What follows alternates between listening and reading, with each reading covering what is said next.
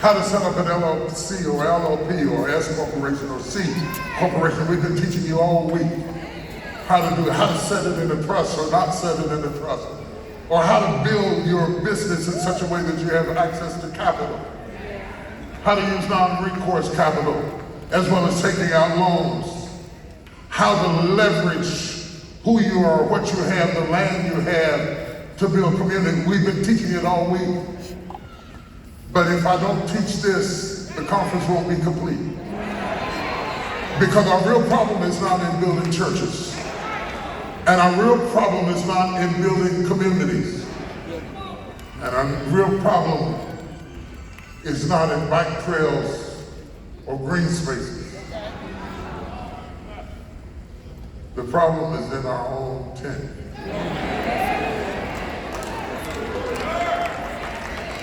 See, I can put up with hell in church.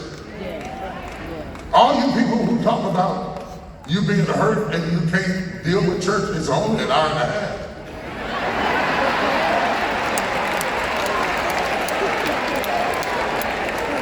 I could lay in hot gravy for an hour and a half. You want to blame the church for what is a far more complicated problem. It's not coming from the church, it's coming from the tent. The tent you're living in, all hell is breaking loose in your tent. And then somebody got on your nerves at church, and you can say it's the church, it ain't the church, because all you got to do is walk out the door. Ain't nobody holding you hostage. You can leave and start a church, build a church, you better say it. Create a church, join another church. If the church is the only problem you got, get out!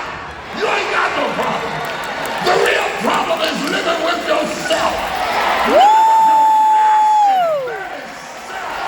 Living with your mind and your ideas and your philosophies and your disappointment and your imposter syndrome and your self-doubt and your inadequacies.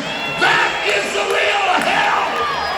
I don't care about no pews or stained glass windows. I can get away from all of that.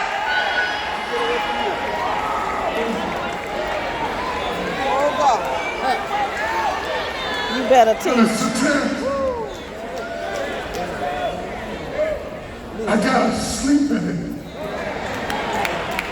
I gotta eat in it.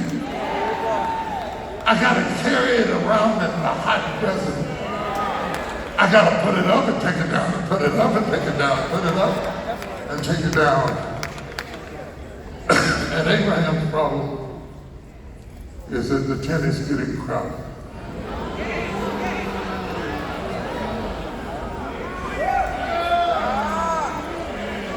And I just wanted to ask you, how crowded?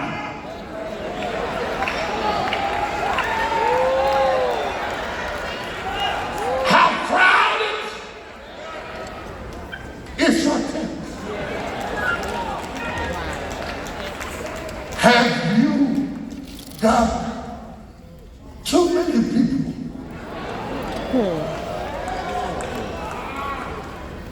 with conflicting agendas living in your tent?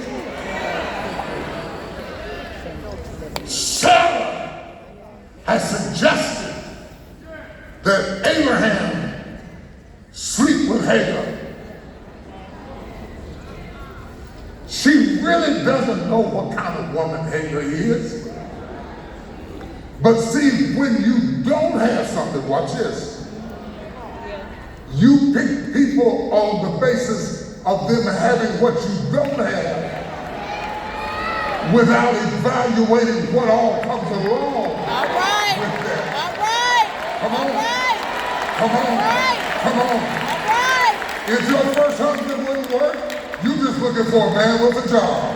You got a job, you got a wife, let's get together. You working? Good. If your first wife was abusive and she talked too much, you just looking for somebody quiet. You don't care if they're stupid. You don't care if they got a disease.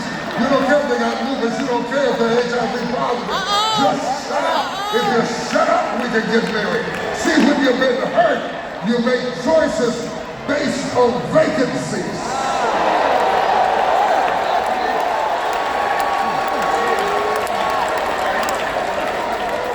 So you swap the devil and go home with the witch. You swap the witch and go home with the devil.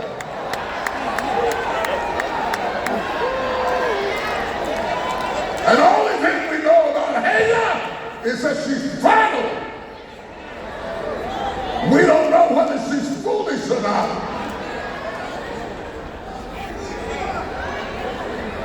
But the criteria for the job is, are you fertile? Well, she was fertile as model. But Abraham, the progenitor of faith, the father of all the major religions, three of the top largest religions in the world, root back to the loins of Abraham. No, let me go deeper. Root back to the dead loins. That God started three major religions out of the dead loins of an old man that he handpicked and waited till his body was dead and made sure his wife was barren, and God said, I want you. You've been trying to see what God saw in you. Nothing. You had nothing. God didn't choose you because you had something. God chose you because you had nothing. God chose you because your stuff don't work. God chose you because your wife is barren. God chose you because of what you don't know. God chose you because of what you don't have. God will confound the wise with the foolishness of this world. It makes no sense that you and I would be in this Coliseum today. But to God be the glory for the pain. Can I go deeper? Oh, this might hurt you a little bit. But touch your neighbor and say, I got nothing. He didn't need my brain. He didn't need my talent. He didn't need my gift. He didn't need my voice. There are people in jail who can out-sing you. There are people sleeping under a bridge who can out-preach me. It is not your talent that got you choked. It is your impotence. It is your barrenness. It is your desperation saying, God, if you don't help me, I don't have nothing to offer. I don't know nothing. I don't understand nothing. I feel like an imposter. Even when I talk smart, I feel stupid. I need you, Lord, in the morning. I need you in the noonday. I need you in the middle of the night. I need you when all hell is breaking loose. I need you in my store. I lay in the bed at 3 o'clock in the morning and I feel like a big joke because I'm not enough by myself. Without God, I can't do nothing.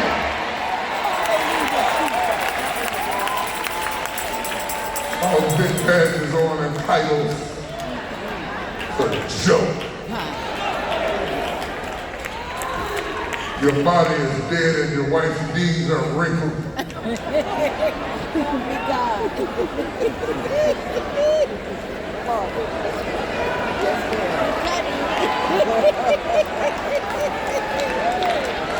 And then when the point south, so is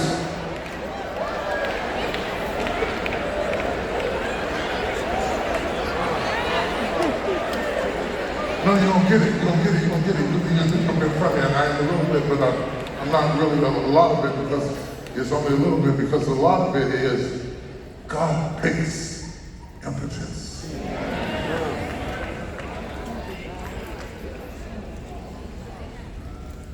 I understand all the smart people who are angry because you bought a bill of goods that said that if you were smart enough and bright enough, you would get it. And now you're a beast of burden with a load of books. Because God wasn't looking for potency. He was looking for impotence. He was looking for inadequacy. He was looking for somebody who was desperate enough to get down on their knees and say, oh God, I don't know how to be a mother. I don't know how to be a good wife. I don't know how to pastor a church. Oh God, what am I going to say tonight? Oh God, what am I going to preach? What am I going to do? Oh God, give me something. Give me some. Fill my mouth, fill my head, fill my heart, fill my spirit. Fill me when I stand up with me. When I move with me. When I flow with me. You say that through my seed all nations of the earth shall be blessed. I ain't got no seed. I stopped having seeds 10 years ago. And if all the nations of the earth are going to be blessed through my seed, why didn't you pick somebody young like him? Why did you wait till I was 80-some years old Yeah. and decide to start a family with an impotent woman who has to go borrow me a girlfriend?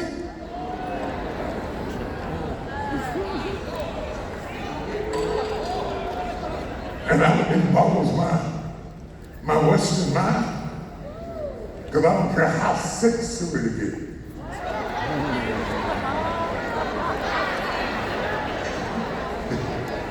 She could be on life support. And she still would not pick.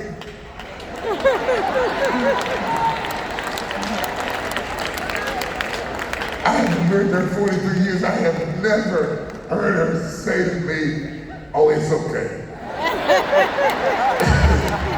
I really don't mind. I'm cool with it. Do your thing. Let your hair down. Boys will be boys. Get it out your system.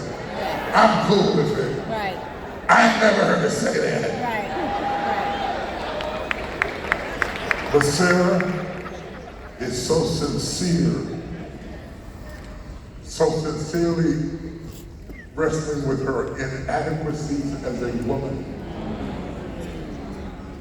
that she is willing to compromise her envy for her husband to fulfill her obligation in the Bible days of a wife, even if it means another woman filling in, spending time,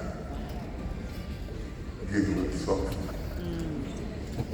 laying on pillows, closed up behind curtains, living in the tent, listening.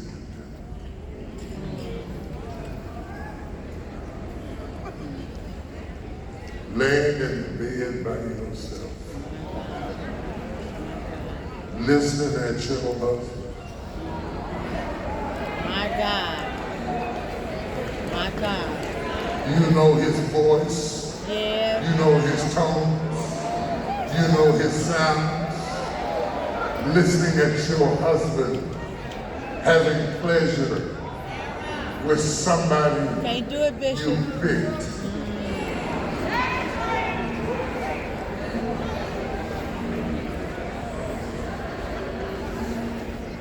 So, how do you cover your head up so that you cannot hear him?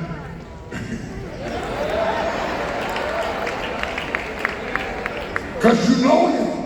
You cannot be married to a man and not know him. You know him. Right. That's right. That's right. That's right. You know he ain't faking. He having a good time. he is having a Six Flags good time.